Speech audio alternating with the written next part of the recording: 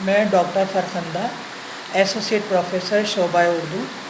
آج میں M a final کے 9 پیپر جنرل سروے کا ایک مضمون راجستھان میں اردو غزل کا بقیہ حصہ پیش کر رہی ہوں، جس میں جے پور میں اردو۔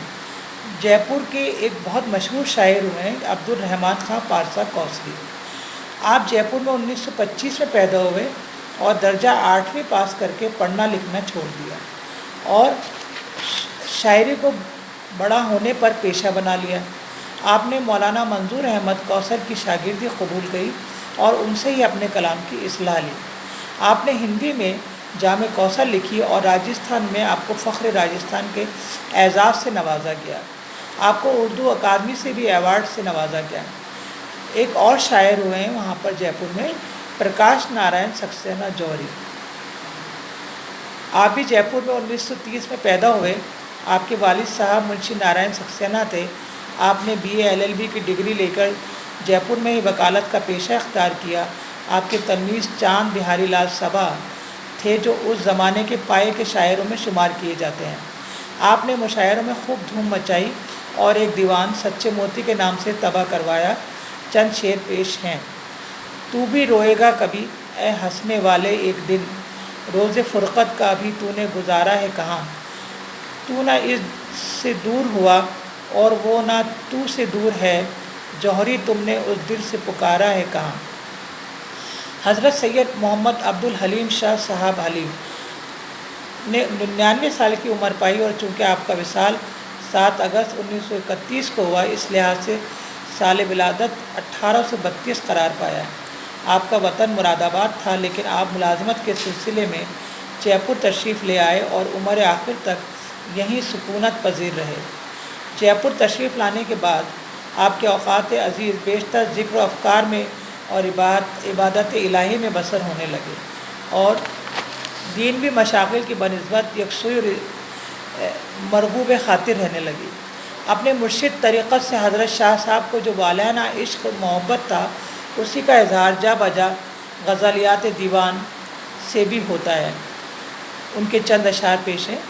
نہ جفاؤں کی شکایت نہ وفا سے مطلب، اس کے طالب کو ہے تسلیم و رضا سے مطلب، لوگ اچھا کہیں یا بد نہیں پرواہ اس کی، ہم تو رکھتے ہیں فقط اپنے خدا سے مطلب، رخ امید و تمنا رہے تیری جانب، فقط اتنا ہے ہمیں دست دعا سے مطلب، قبلہ و کعبہ امید تجھے جانتے ہیں، نہ غرض شاہ سے ہے اور نہ گدا سے مطلب، اس سے ہوتا ہے تیری شان کریمی کا ظہور، کیوں نہ ہو مجھ کو میرے جرم خطا سے مطلب، حشر کے روز وہی آئیں گے کام اپنے حلیم، رکھ خدا کے لیے محبوب خدا سے مطلب۔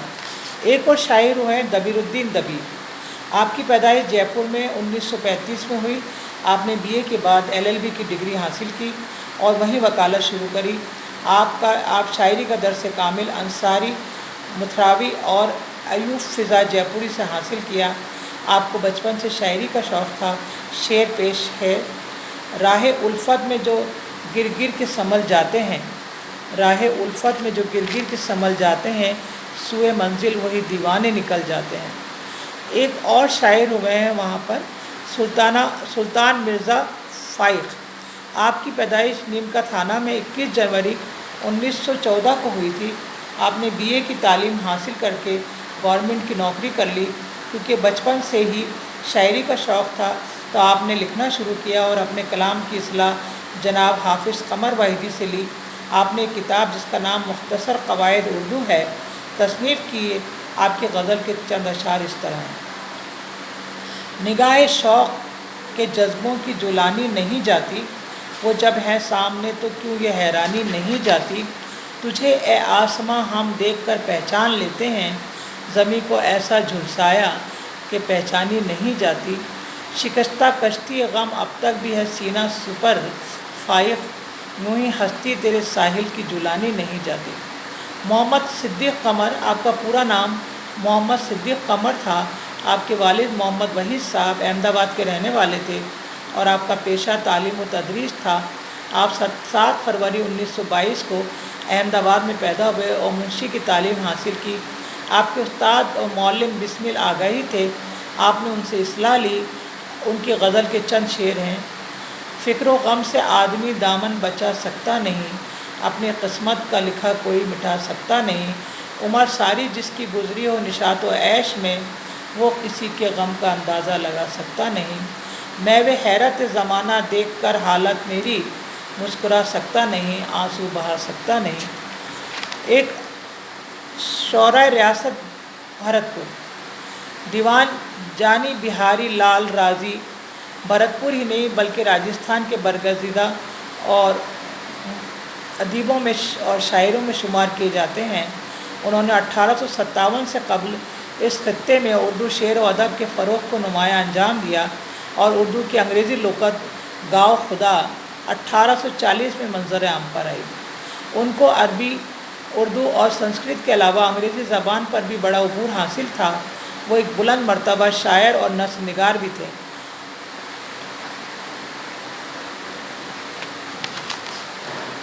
ایک اور شاعر ہوئے وہاں پر، الیگزینڈر ہیڈلے آزاد۔